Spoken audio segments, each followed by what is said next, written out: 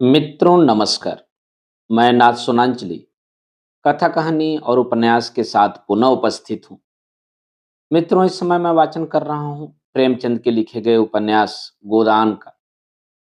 अब तक मैं अपने वाचन के पिछले क्रम में गोदान के भाग 11 तक का वाचन कर चुका हूँ।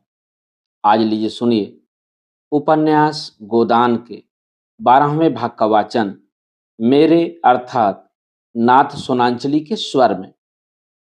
रात को गोबर झुनिया के साथ चला तो ऐसा काँप रहा था जैसे उसकी नाक कटी हुई हो। झुनिया को देखते ही सारे गांव में कोहराम मच जाएगा। लोग चारों ओर से कैसी हाय हाय मचाएंगे। धनिया कितनी गालियां देगी, यह सोच सोचकर उसके पांव पीछे रह जाते थे। होरी का तो उसे भय न था। वह केवल एक बार डांटेंगे फिर शांत हो जाएंगे। डर था धनिया का, जहर खाने लगेगी, घर में आग लगाने लगेगी। नहीं, इस वक्त वह झुनिया के साथ घर नहीं जा सकता। लेकिन कहीं धनिया ने झुनिया को घर में घुसने ही न दिया और झाड़ू लेकर मारने दौड़ी तो वह बेचारी कहाँ जाएगी। अपने घर तो लौट ही नहीं सकती। कहीं कुएं में कूद पड़े या गले में फांसी लगा ले तो क्या हो।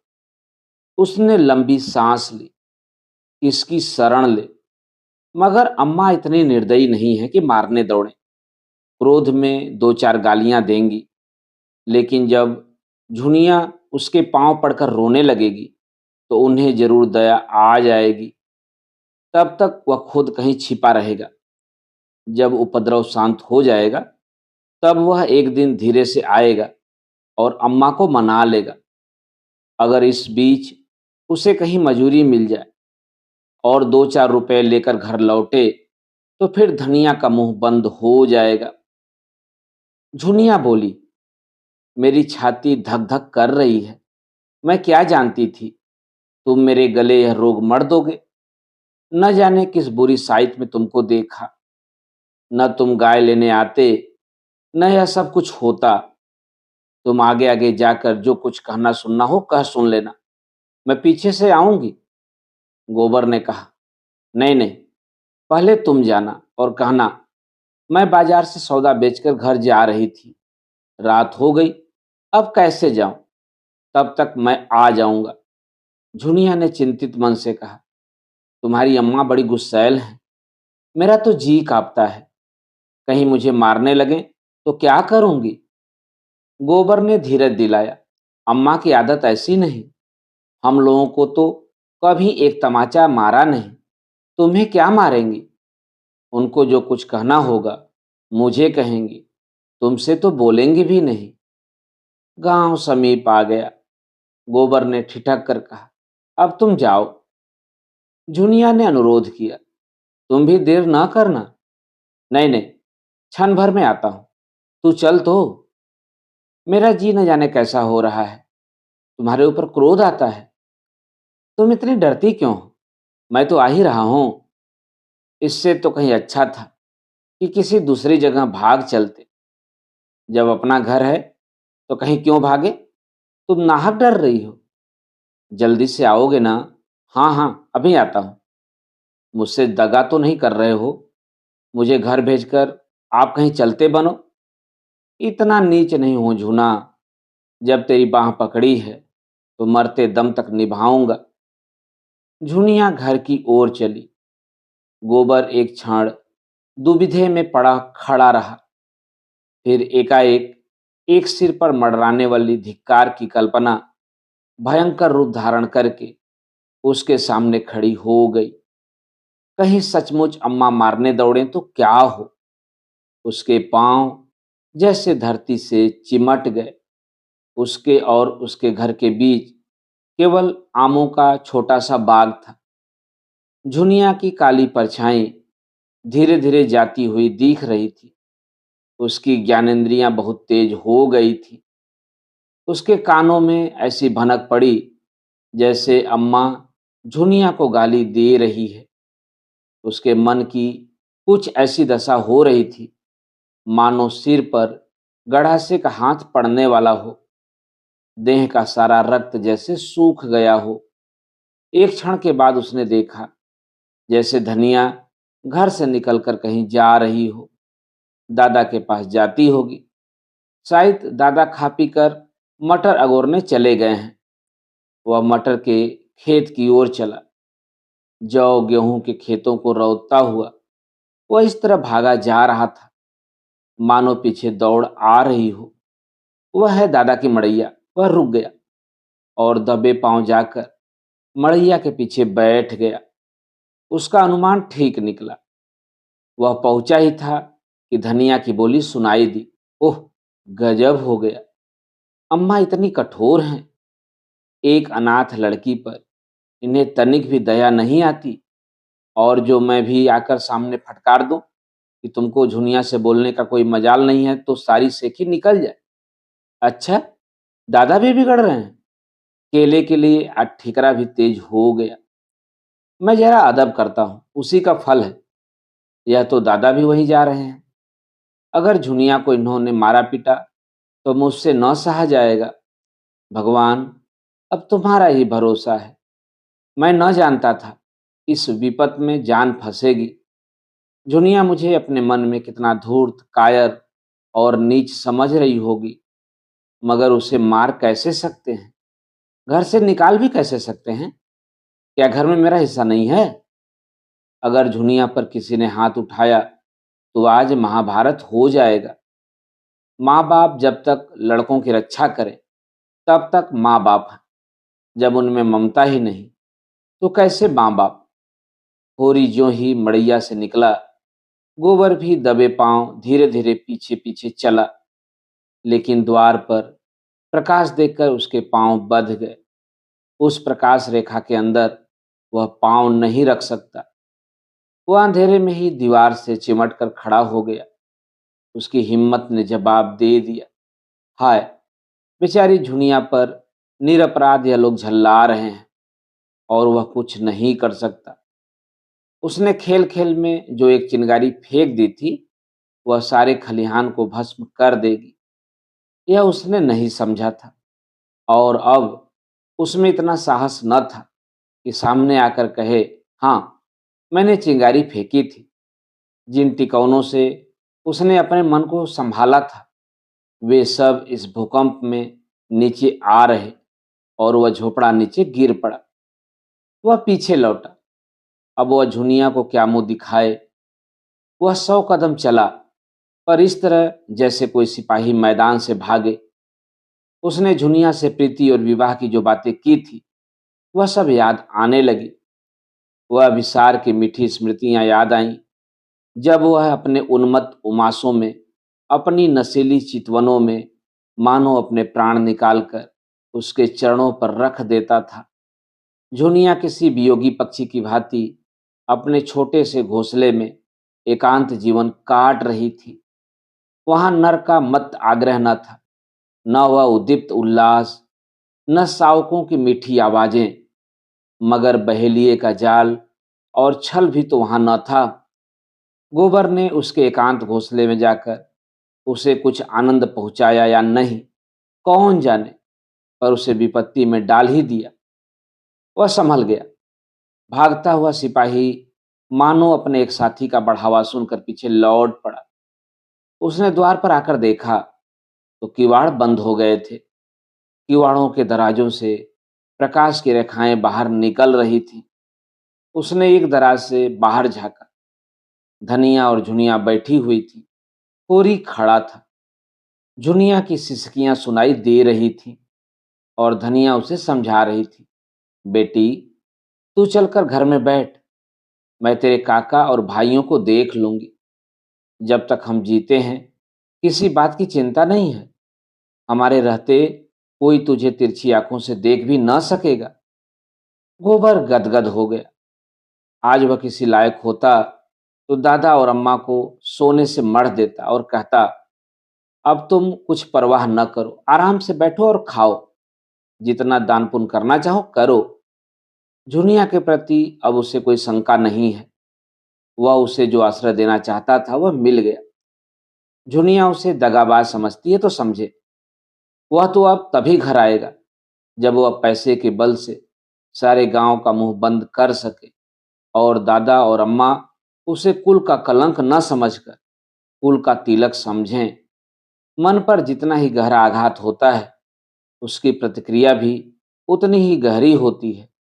इस अपकीर्ति और कलंक ने गोबर के अंतःस्थल को मथ कर वह रत्न निकाल लिया जो अभी तक छिपा पड़ा था। आज पहली बार उसे अपने दायित्व का ज्ञान हुआ और उसके साथ ही संकल्प भी। अब से वह कम से कम काम करता और ज्यादा से ज्यादा खाना अपना हक समझता था। उसके मन में कभी यह विचार ही नहीं उठा कि घर वालों के साथ उसका भी कुछ कर्तव्य है। आज माता पिता की उदात्त क्षमा ने जैसे उसके हृदय में प्रकाश डाल दिया। जब धनिया और झुनिया भीतर चली गईं, तो वह होरी की उसी मड़ैया में जा बैठा और भविष्य के मंसूबे बांधने लगा। शहर के बेलदारों को 5-6 आने रोज मिलते हैं, यह उसने सुन रखा था। अगर उसे 6 आने रोज मिलें और वह 1 आने में गुजर कर ले, तो 5 आने रोज बच जाएं। महीने के 10 रुपए होते हैं और साल भर में 125। वह 125 की थैली लेकर घर आए तो किसकी मजाल है जो उसके सामने मुंह खोल सके। यही दाता दीन और यही पटेश्वरी आकर उसकी माँ की हाँ में हाँ मिलाएंगे और झुनिया तो मारे गर्व के फूल जाए। 2-4 साल वह इसी तरह कमाता रहे तो घर का सारा दलिद्र मिट जाए। अभी तो सारे घर की कमाई भी 125 नहीं होती। वह अब अकेला 125 कमाएगा। यही तो लोग कहेंगे कि मजूरी करता है। कहने दो, मजूरी करना कोई पाप तो नहीं है। और सदा 6 आने ही थोड़े मिलेंगे। जैसे जैसे वह काम में होशियार होगा, मजूरी भी तो बढ़ेगी। तब वह दादा से कहेगा, अब तुम घर बैठकर भगवान का भजन करो। इस खेती में जान खपाने के सिवा और क्या रखा है। सबसे पहले वह एक पछाई गाय लाएगा जो 4-5 सेर दूध देगी और दादा से कहेगा, तुम गौ माता की सेवा करो। इससे तुम्हारा लोक भी बनेगा और परलोक भी। और क्या, 1 आने में उसका गुजर आराम से न होगा। घर द्वार लेकर क्या करना है, किसी के ओसार में पड़ा रहेगा। सैकड़ों मंदिर हैं, धर्मशाले हैं। और फिर जिसकी वह मजूरी करेगा, क्या वह उसे रहने के लिए जगह न देगा। आटा रुपए का 10 सेर आता है। 1 आने में 2.5 पाव हुआ। 1 आने का तो वह आटा ही खा जाएगा। लकड़ी, दाल, नमक, साग, यह सब कहाँ से आएगा। दोनों जून के लिए सेर भर आटा तो चाहिए ही। ओह, खाने की तो कुछ न पूछो। मुट्ठी भर चने में भी काम चल सकता है। हलवा और पूरी खाकर भी काम चल सकता है। जैसी कमाई हो, वह आधा सेर आटा खाकर दिन भर मजे से काम कर सकता है। इधर उधर से उपले चुन लिए, लकड़ी का काम चल गया। कभी 1 पैसे की दाल ले ली, कभी आलू। आलू भूनकर भुर्ता बना लिया। यहाँ दिन काटना है कि चैन करना है। पत्तल पर आटा गूथा, उपलों पर बाटियां सेकी, आलू भूनकर भुर्ता बनाया और मजे से खाकर सो रहे। घर ही पर कौन दोनों जून रोटी मिलती है। 1 जून चबेना ही मिलता है। वहां भी 1 जून चबेने पर काटेंगे। उसे शंका हुई, अगर कभी मजूरी न मिले तो वह क्या करेगा। मगर मजूरी क्यों न मिलेगी। जब वह जी तोड़कर काम करेगा तो 100 आदमी उसे बुलाएंगे। काम सबको प्यारा होता है, चाम नहीं प्यारा होता।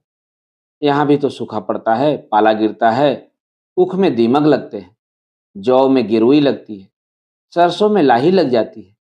उसे रात को कोई काम मिल जाएगा तो वह उसे भी न छोड़ेगा। दिन भर मजूरी की, रात कहीं चौकीदारी कर लेगा। 2 आने भी रात के काम में मिल जाएं तो चांदी है। जब वह लौटेगा तो सबके लिए साड़ियां लाएगा। झुनिया के लिए हाथ का कंगन जरूर बनवाएगा और दादा के लिए एक मुड़ासा लाएगा। इन्हीं मन मोदकों का स्वाद लेता हुआ वह सो गया। लेकिन ठंड में नींद कहाँ। किसी तरह रात काटी और तड़के उठकर लखनऊ की सड़क पकड़ ली। 20 कोसी तो है, सांझ तक पहुंच जाएगा। गांव का कौन आदमी वहां आता जाता है और वह अपना ठिकाना नहीं लिखेगा। नहीं, दादा दूसरे ही दिन सिर पर सवार हो जाएंगे। उसे कुछ पछतावा था तो यही कि झुनिया से क्यों न साफ साफ कह दिया, अभी तू घर जा, मैं थोड़े दिन में कुछ कमा धमा कर लौटूंगा। लेकिन तब वह घर जाती ही क्यों, कहती मैं भी तुम्हारे साथ चलूंगी। उसे वह कहाँ कहाँ बांधे फिरता। दिन चढ़ने लगा, रात को कुछ न खाया था। भूख मालूम होने लगी, पांव लड़खड़ाने लगे। कहीं बैठकर दम लेने की इच्छा होती थी। बिना कुछ पेट में डाले अब वह चल नहीं सकता। लेकिन पास एक पैसा भी नहीं है। सड़क के किनारे झुंड बेरियों के झाड़ थे। उसने थोड़े से बेर तोड़ लिए और उधर को बहलाता हुआ चला। एक गांव में गुड़ पकने की सुगंध आई। अब मन न माना। कोल्हाड़ में जाकर लोटा डोर मांगा और पानी भरकर चुल्लू से पानी पीने बैठा। एक किसान ने कहा, अरे भाई, क्या निराला ही पानी पियोगे? थोड़ा सा मीठा खा लो। अब की और चला ले कोल्हू और बना ले खाड़। अगले साल तक मिल तैयार हो जाएगी। सारी उखड़ी बिक जाएगी। गुड़ और खाड़ के भाव चीनी मिलेंगे तो हमारा गुड़ कौन लेगा? उसने एक कटोरे में गुड़ की कई पिंडियां लाकर दी। गोबर ने गुड़ खाया, पानी पिया। तमाकू तो पीते होगे? गोबर ने बहाना किया, अभी चीलम नहीं पीता। बुढ़े ने प्रसन्न होकर कहा, बड़ा अच्छा करते हो भैया, बुरा रोग है। एक बेर पकड़ ले तो जिंदगी भर नहीं छोड़ता। इंजन को कोयला पानी भी मिल गया। चाल तेज हुई। जाड़े के दिन थे। न जाने कब दोपहर हो गया।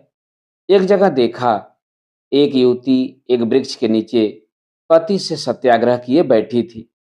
पति सामने खड़ा उसे मना रहा था। दो चार राहगीर तमाशा देखने खड़े हो गए थे। गोबर भी खड़ा हो गया। मान लीला से रोचक और कौन जीवन नाटक होगा। युवती ने पति की ओर घूर कर कहा, मैं न जाऊंगी, न जाऊंगी, न जाऊंगी। पुरुष ने ये जैसे अल्टीमेटम दिया, न जाएगी, न जाऊंगी, न जाओगी, न जाऊंगी। पुरुष ने उसके केस पकड़कर घसीटना शुरू किया। युवती भूमि पर लौट गई। पुरुष ने हार कर कहा, मैं फिर कहता हूं, उठकर चल।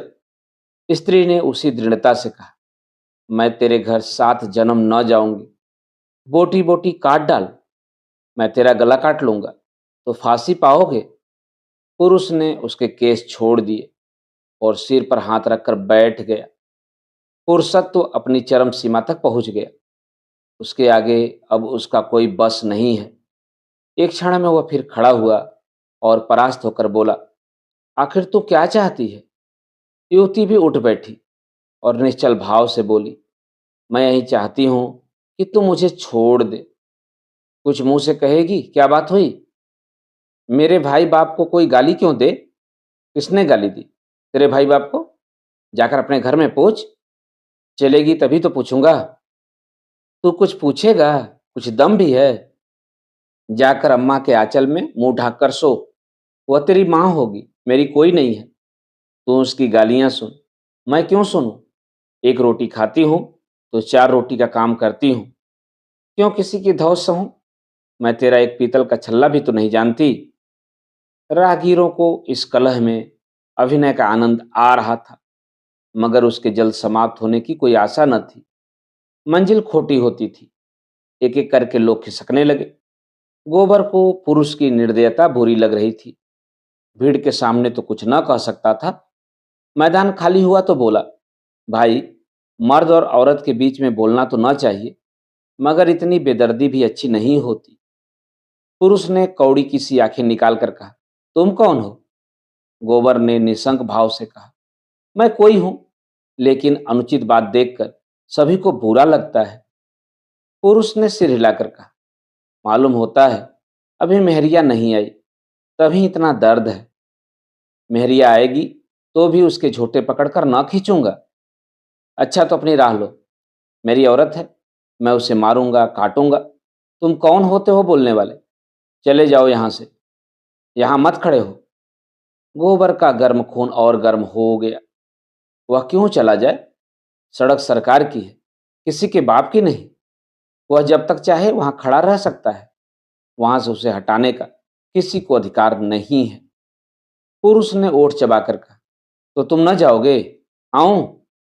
गोबर ने अंगोछा कमर में बांध लिया और समर के लिए तैयार होकर बोला, तुम आओ या न आओ, मैं तो अभी न जाऊंगा, जब मेरी इच्छा होगी तब जाऊंगा।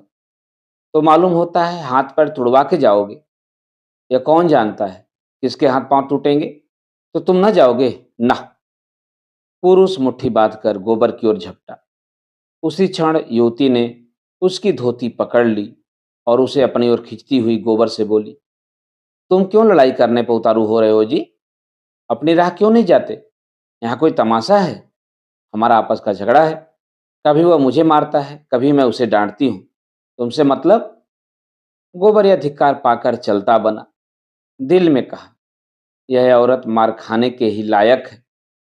गोबर आगे निकल गया तो युवती ने पति को डांटा, तुम सबसे लड़ने क्यों लगते हो? उसने कौन सी बुरी बात कही थी कि तुम्हें चोट लग गई? बुरा काम करोगे तो दुनिया बुरा कहेगी। मगर है किसी भले घर का और अपनी बिरादरी का ही जान पड़ता है। क्यों उसे अपनी बहन के लिए ठीक नहीं कर लेते? पति ने संदेह के स्वर में कहा, क्या अब तक वह कुआरा बैठा होगा? तो पूछी क्यों न लो। पुरुष ने 10 कदम दौड़कर गोबर को आवाज दी और हाथ से ठहर जाने का इशारा किया। गोबर ने समझा, शायद फिर इसके सिर भूत सवार हो, तभी ललकार रहा है। मार खाए बिना न मानेगा। अपने गांव में कुत्ता भी शेर हो जाता है, लेकिन आने दो। लेकिन उसके मुख पर समर की ललकार न थी, मैत्री का निमंत्रण था। उसने गांव और नाम और जाति पूछी। गोबर ने ठीक ठीक बता दिया। उस पुरुष का नाम था कोदई। कोदई ने मुस्कुराकर कहा, हम दोनों में लड़ाई होते होते बची। तुम चले आए तो मैंने सोचा तुमने ठीक ही कहा। मैं नाहक तुमसे तन बैठा। कुछ खेती बाड़ी घर में होती है या नहीं? गोबर ने बताया, उसके पास 5 बीघे खेत हैं और एक हल की खेती होती है। मैंने तुम्हें जो भला बुरा कहा हो, उसकी माफी दे दो भाई। क्रोध में आदमी अंधा हो जाता है। औरत गुण शहुर में लक्ष्मी है। मुदा कभी कभी न जाने कौन सा भूत इस पर सवार हो जाता है। अब तुम ही बताओ, माता पर मेरा क्या बस है? जन्म तो उन्होंने ही दिया है, पाला पोसा तो उन्होंने ही है। जब कोई बात होगी तो मैं जो कुछ कहूंगा लुगाई से ही कहूंगा। उस पर अपना बस है। तुम ही सोचो। मैं कुपद तो नहीं कह रहा हूं। हाँ, मुझे उसका बाल पकड़कर घसीटना नहीं था।